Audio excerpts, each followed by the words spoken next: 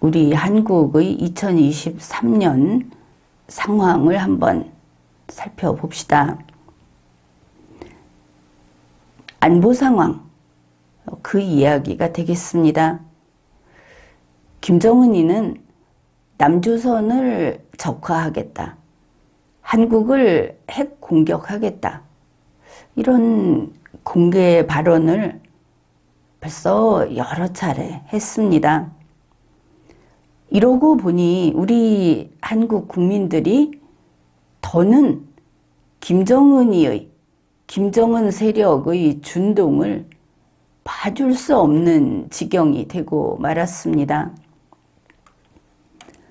우리 한국은 민주화 세력이라고 하는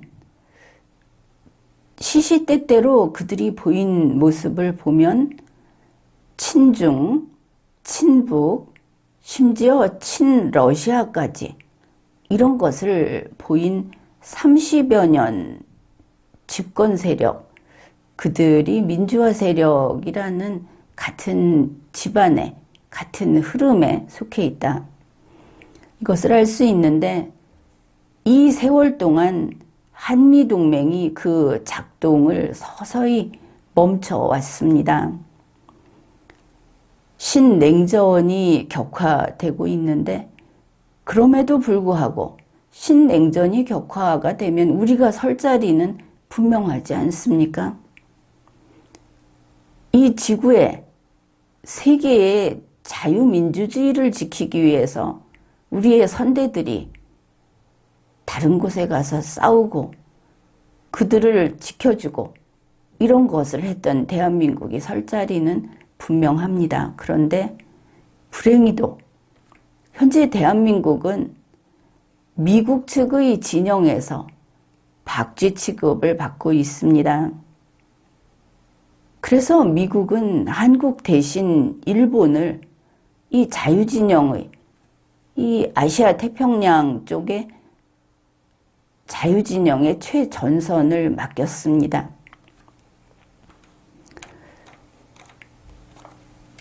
돌이켜보면 우리 한국은 6.25 직전에 신에치슨 라인, 그것을 대단히 우려했었습니다. 에치슨 라인이라고 하는 것은 1950년 1월 12일 미국 에치슨 국무장관이 선언한 미국의 극동 방위선을 가리킵니다. 한마디로 미국의 방위선에서 우리 한국이 버려졌던 그런 일입니다. 그리고 전쟁, 북측과 구소련의 앞잡이가 된 북한 괴뢰의 침공을 받게 된 겁니다. 그런 일을 다시 떠올리게 되는 것입니다. 지금 이 상황에서. 그러니까 한국 국민들은 1990년대에 철수한 미국의 전술핵을 재배치하자, 이런 요구를 합니다. 그렇지만 미국은 한반도 비핵화라는 것을 내세워서 사실상 거절을 해왔습니다. 그렇게 되니까 한국 국민들이 그렇다면 우리 힘으로 자체 핵무장을 하자, 이랬습니다. 2023년 1월 30일 한국 국민 76.6%가 독자적인 핵 개발이 필요하다, 이런 여론조사 결과가 나왔습니다. 그리고 2023년 2월 18일 현재 전술핵 재배치 여론하고 자체 핵무장 여론을 합치면 87%에 이르고 있다. 이게 우리 국민의 뜻이다, 이렇게 볼 수 있겠습니다. 그런데 이런 상황에서 미국은 현실 인식이 부족한 상태에서 중국과 대땅트 전략을 펼쳐나가고 있습니다. 그것을 이제 다시 한번 짚어보면 이렇게 됩니다. 2022년 연말에 미국은 여전히 한반도를 깍두기로 여겼습니다. 깍두기는 여러분이 잘 알고 있을 겁니다. 그래서 미국의 경우에 가장 중요한 일종의 주력 이렇게 볼 수 있는 것은 러시아하고 중국이다. 그리고 그 중국은 그나마 아직 만만하고 북한은 그냥 껌이다. 이렇게 인식을 하고 있었습니다. 바로 여기에서 앞으로 나온 것이 중국과의 대땅트 전략입니다. 미국은 중국과 전쟁할 생각이 없다. 중국하고는 경쟁 관계로 그러면은 서로 윈윈하면서 살 수 있다. 이걸 그 모토로 내세우고 있는데 미국의 속셈은 이런 것이었습니다. 러시아도 벅차니까 전쟁은 러시아하고만 하고 중국하고는 대화를 하면서 이 중국의 지렛대로 북한하고도 대화의 문을 열고 이 무슨 깍두기들, 껌 이런 것들은 그냥 손 안 대고 해치운다. 이런 생각을 한 것으로 보입니다. 중국과 대땅트를 추진하면서 당연히 무조건 잘 되리라고 여기지는 않는 것을 알 수 있습니다. 그래서 사탕과 채찍 전략을 병행했습니다. 그 중에 채찍의 소재가 바로 때마침 끓어오르던 한국의 핵무장 여론이라는 것, 그것을 활용했다.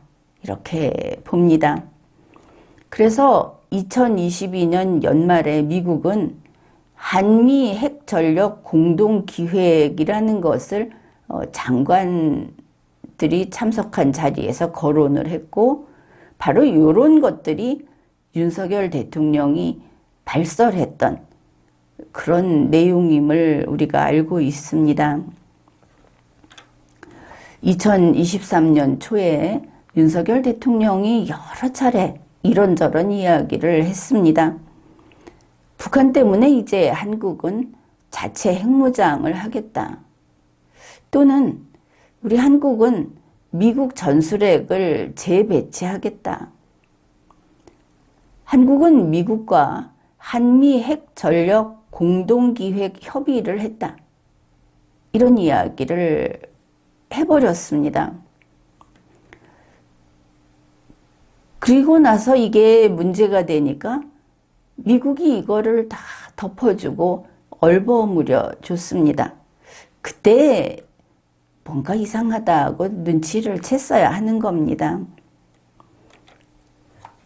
그리고 나서 미국에서는 이걸 윤석열 대통령의 말이 그저 꿈이다 이렇게 접어라 이런 게 아니고 국내에서는 만일 이렇게 가면 한국이 경제가 타격을 입는다 그런 말도 나왔지만 미국에서 직접 그런 이야기는 하지 않았습니다. 항상 변죽을 울리면서 그 이야기가 조금 나왔고 오히려 한국 내에서 더 크게 나왔다. 원래라면 그렇게 될 테니까. 그러면은 미국이 얼마나 특이한 태도를 보였는가 하면은 일부 전문가, 전직 공직자 이런 사람들을 내세워서 한국이 자체 핵무장을 한다면 그러면 할 수 없다. 현직 의원도 그런 말을 하지 않았습니까? 이제 이런 발언까지 흘렸습니다. 그러면 이게 미국으로서는 싫지 않았구나. 한국에서 이 말 나오는 것이 싫지 않았구나. 그것을 알 수 있습니다. 바로 이유는 이게 채찍이었다. 그렇게 하지 않았습니까? 2월 5일부터 블링컨 국무장관이 중국을 방문하기로 되어 있었고 바로 그 대탕트를 진일보시키는 그 방문의 사전 작업용으로 바로 이런 거를 흘러나오게 이렇게 한 것이겠구나 하는 생각을 할 수 있습니다. 다름 아닌 바이든 시진핑 대땅트의 불쏘시개로 한국의 핵무장 이런 게 쓰였다. 분명히 미국은 한국의 전술핵 재배치 생각은 꿈에도 없다. 그런 이야기도 다 나왔습니다. 그 예로서 한국뉴스로 2023년 1월 19일에 미국 국제전략문제연구소 CSIS에서 보고서를 발표했다. 그러면서 국내 언론에서 아주 쾅 하면서 보도를 했었습니다. 한미는 전술핵 재배치 논의에 착수해야 된다. 보고서에서 이랬다. 이런 겁니다. 그래서 우리 한국 국민들이 이게 웬일이냐 그랬습니다. 그러면 이 CSIS 보고서라는 게 무엇인가를 알아야 하지 않겠습니까? 정말 진지한 보고서인가? 대부분 국가의 이익을 위한 보고서는 국가의 정책에 맞춰주는 이야기를 한다. 그거는 한국이나 미국이나 크게 다르지 않다고 봅니다. CSIS의 부소장 빅터차의 이야기, 그것을 가지고 빅터차가 인터뷰를 했고, 이게 국내 뉴스에도 나오고 미국의 소리 뉴스에도 나오고 했으니까 그런 내용을 정리해 봅시다.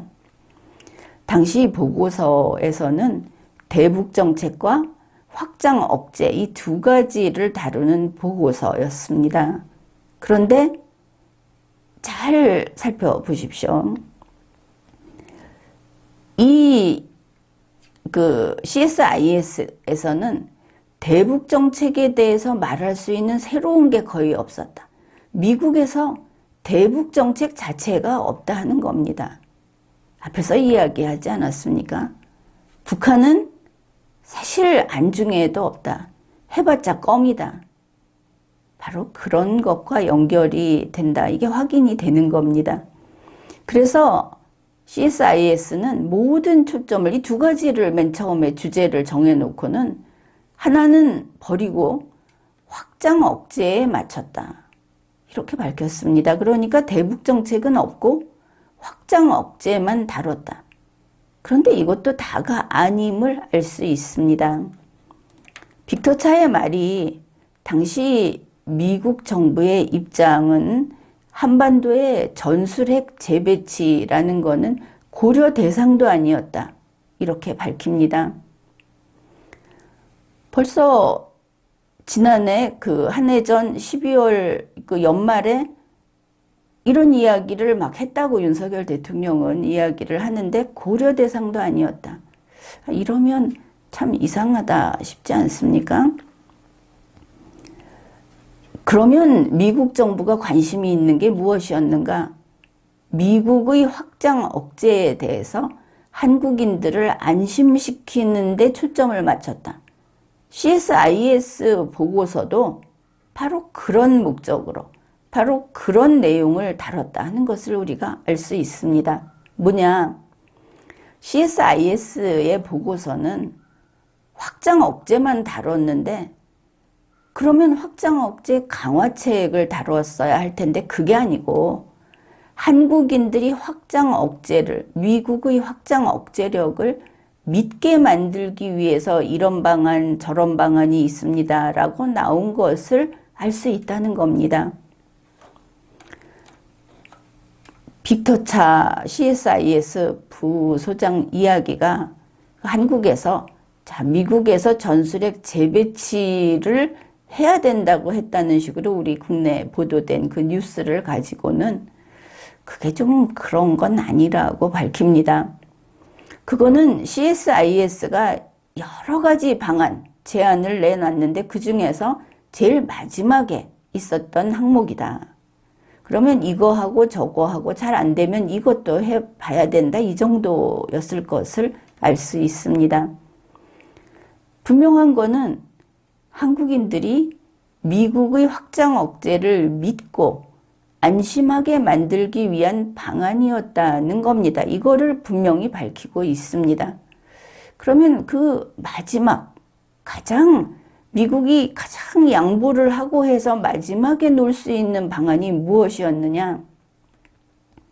그게 참 허탈합니다. 그냥 논의만 시작하기라는 게 그 가장 한국인에게 양보를 많이 한 방안이라는 겁니다. 논의만 시작하기. 뭘 논의하느냐?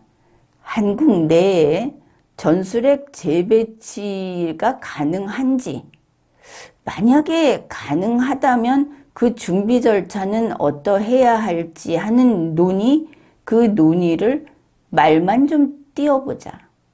시작만 해보자. 이런 겁니다. 빅터 차가 밝히고 있습니다. 이 논의의 수준은 그러면 어느 수준인가? 전술핵 재배치 결정을 내리기에 앞서서 지금 얼마나 간접적인지 보십시오. 전술핵 재배치 결정을 내리기에 앞서서 어떤 준비가 선행돼야 하는지 그거를 이해하기 위한 사전 결정적인 실무 수준의 논의다. 그걸 계획하는 거다. 이 정도면 그냥 가지고 놀았다. 이렇게 봐도 되겠습니다. 그러면서 그때 밝힌 게 실제로 전술핵 재배치를 하든지 하지 않는지는 완전히 덮고 비공개로 한다. 이것도 나오지 않았습니까? 그게 전략적 모호성이라고 하는 겁니다. 전략적 모호성 아래에서 전술핵 재배치를 논의하자.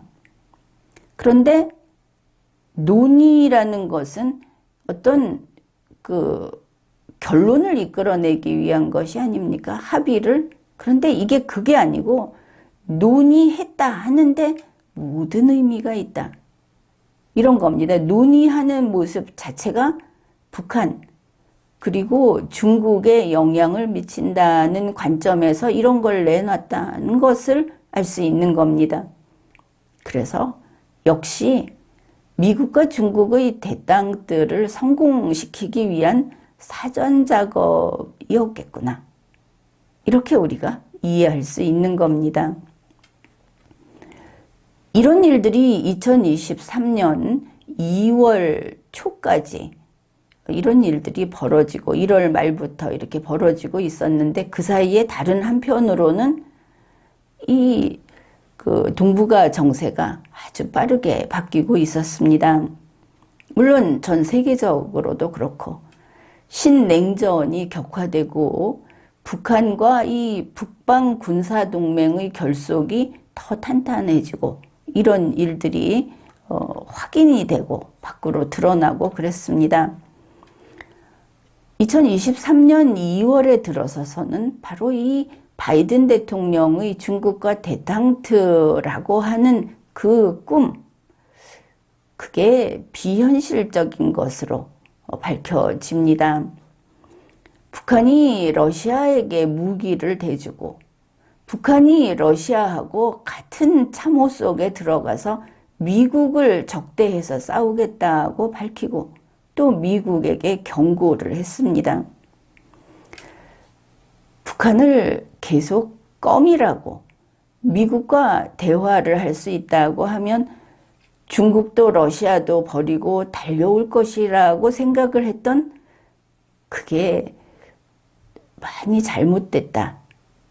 이렇게 된 겁니다. 이것은 북한 정권이 수립됐던 그 100년도 안 되는 그 역사를 들여다보면 이거는 당연한 일인 것을 알 수 있습니다. 현재 그런가 하면은 중국이 러시아에게 군사기술을 넘겨주고 러시아, 북한 이들은 대단히 단단하게 연결이 돼 있고 중국, 중동으로 다시 이 연결이 확장돼 있고 이런 자들이 이런 행위자들이 북방 군사 자원 기술 동맹의 형성하고 그렇게 작동하고 있다는 게 사실로 드러나 버린 겁니다. 이런 와중에 미국은 일본에게 대만과 필리핀을 외주 줬습니다. 물론 일본이 이들을 지켜줘야 될, 누구로부터 지키느냐 하는 것은 중국과 북한이 될 수 있겠습니다. 북한은 직접 이쪽과는 관계가 없지만 북한까지 같이 외주를 줬다. 2023년 2월 25일 미국의 소리의 제목이 이렇습니다. 선 넘는 북한의 도발, 이게 일본의 군사 전략을 완전히 바꿨다. 이 2023년 2월 하순, 이때쯤 드러난 이 세계의 어떤 움직임, 미국 중심의 어떤 움직임을 보면 이렇습니다. 호주와 일본의 핵 잠수함 건조가 지금 허용이 됐습니다. 일본의 토마호크 미사일 500발 특별한 조건으로 판매를 했습니다. 그 다음에 일본은 그 일본의 영토, 전 영토의 그 시골이라고 할 수 있는 변두리, 그 요소에 병력 주둔 시설을 건설 상당히 했고 지금도 계속하고 있습니다. 그런가 하면 대만, 이 타이완에는 미군을 2022년의 400% 이렇게 증원해서 주둔을 시켰습니다. 증원해서 주둔을 시키고 필리핀에도 미군과 일본 자위대 그 주둔 시설을 설치하고 앞으로 이제 이런 것을 착착 진행을 할 겁니다. 2022년 여름부터 폴란드에 미군을 증원시켰고 또 거기에 상주시켰습니다. 이제 이런 전쟁을 막기도 하고 전쟁이 발발하면 대응하기 위한 이런 대비들, 이런 것을 하고 있습니다. 그런데 한편으로 미국은 미국, 일본, 여기에 한국을 끼워 넣은 3자 간의 핵전력 공동기획을 구상하고 있습니다. 바로 이 핵전력 공동기획이라는 것을 미국은 일본과 따로, 한국과 따로 이렇게 했고 한국과 따로 하는 것이 2022년 연말에 있었던 겁니다. 그러니 한국은 윤석열 대통령은 한국하고만 한다고 생각을 했을 수 있을 겁니다. 미국이 지금 이 미국과 일본의 한국을 끼워 넣은 3자 간 핵전력 공동기획이라고 하는 것은 나토의 핵기획 그룹하고 구조가 비슷한 그런 것입니다. 그런가 하면 이 3자 간의 어떤 그 동맹은 지금 안 된다고 보는 이유가 여러 가지가 있고 특정 그 작전을 할 때 같이 활동을 할 수 있게 하려는 그쪽을 지금 추진을 하고 있는 것을 알 수 있습니다. 그러니까 이런 겁니다. 한미 동맹과 미일 동맹을 이렇게 중간에 다리를 놔서 연결시키는 방안, 이것을 추진하고 있는데 한미일 3국 동맹으로 가지 못하는 이유가 무엇인가? 한국 정부가 아주 지혜롭게 받을 거 받고 정리할 거 하고 이렇게 갈 수도 있을 텐데 한국에게 아무것도 요구하지 않습니다. 싫다면 싫은 대로 이 다리를 놔서 그냥 걸어 다닐 수 있으면 된다. 이게 지금 미국의 인식이라는 것을 알 수 있는 겁니다. 그래서 어떻게 연결을 시키느냐?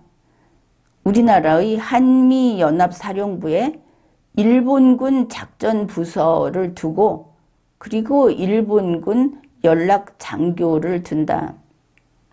일본 방위성과 주1 미군에 한국군 작전 부서를 두고 한국군 연락 장교를 둔다. 이러고 있습니다. 이러면 만일 한국 쪽이 끊어진다 하더라도 일본 쪽에서 제대로 이 작동이 가능할 것이다. 이것을 알 수 있습니다. 한국에서는 이 민주화 세력, 우리가 말할 때는 아무래도 저 북측, 북중러 동맹의 호의적인 그런 세력들이 아직 상당히 힘을 쓰고 있어서 그래서라고는 보는데, 신냉전 하에서 한미일 삼국 동맹을 상당히 반대하고 있지 않습니까? 그러니까 그게 한국 정부의 뜻이다.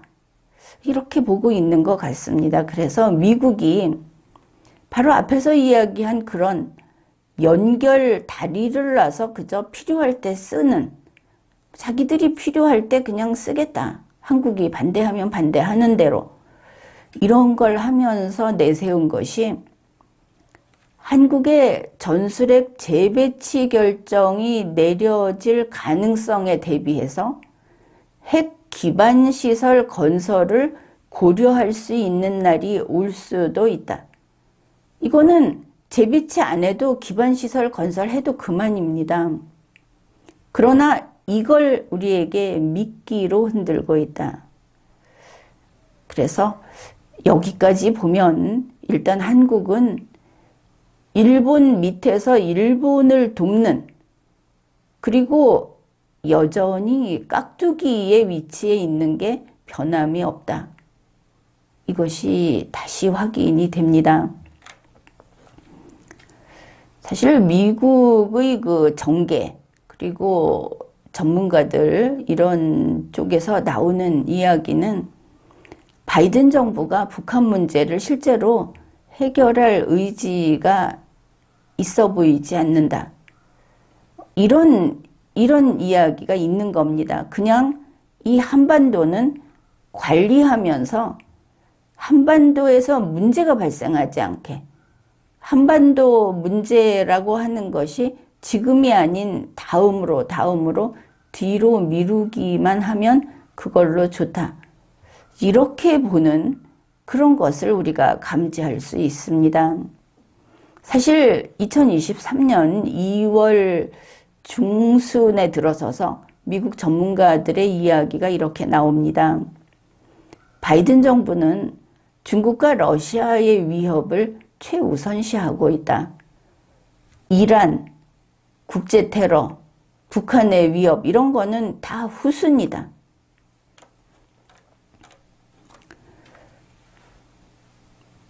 그러면은 이런 상황에서 어떤 것을 생각해야 할까?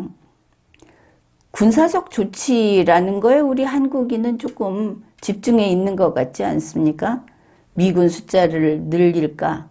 아니면 확장 억지력, 이거를 어디 눈에 보이게 뭔가를 좀 해줄 수 없을까? 그런데 이런 게 다 군사적 조치입니다. 미국 전문가 이야기는 이렇습니다. 군사적 조치는 그건 쉬운 일에 속한다. 그렇지만 북한과 이 문제를 이야기할 때는 이게 참 막막하다. 이런 겁니다. 왜냐하면 군사적 측면에서조차 북한은 미국 방어망을 압도하고 있고, 또 핵을 탑재한 ICBM으로 미국을 타격할 능력을 지니고 있는 것처럼 보이거나 조만간 그걸 갖출 것으로 보인다 하는 겁니다. 이제 앞으로 얼마나 그게 빨리 올지 모르겠지만 그 순간이 오면 이거는 판도를 바꾸는 일이 될 거다. 이게 우리가 참 유의해야 할 그런 부분인데, 과거를 우리가 참고해야 하지 않겠습니까? 1950년대, 60년대에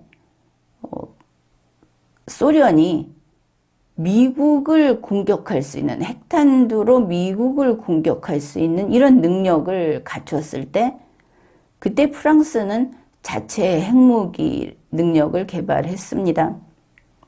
이때 비핵화, 핵 비확산을 가지고 말리지 못했던 겁니다. 또 북한이 6.25 남침을 했을 때 미국은 일본에게 역코스 정책이라는 것을 펼치면서 그걸로 일본 자위대가 탄생한 겁니다. 그게 이제는 공격 능력, 그 반격 능력까지 보유해서 명실공히 그 국방력을 지니게 된 것입니다. 바로 그게 지금 21세기 냉전에서 벌어진 것이고, 미국은 일본의 재무장을 허용하고 그 일본의 재무장을 지원하고 있는 겁니다. 자, 이런 것들을 봤을 때 우리가 핵무장을 한다고 하면은 한국에서 이제 돈 벌고 살기는 틀렸다라고 경제면만 들여다보면 그런 말을 할 수도 있는데, 그게 좀 달리 보면 다르다. 우리가 계속 이렇게 깍두기나 혹은 우리가 상대하고 있는 적이 껌 정도 취급을 받고 있는데 우리가 이렇게 쩔쩔매고 이래서 될 것인가? 그래서 이 국제정세라고 하는 것은 넓게, 그리고 무슨 한쪽에서 제비가 날갯짓을 하면 다른 쪽에 뭐 봄이 온다 이러듯이 아주 폭넓게, 그리고 논리적으로 이런 것을 따져가면서 살펴야 합니다. 그리고 역사에 대한 그런 인식도 제대로 해야 하는 겁니다. 지금까지 리걸마인드 연구소였습니다.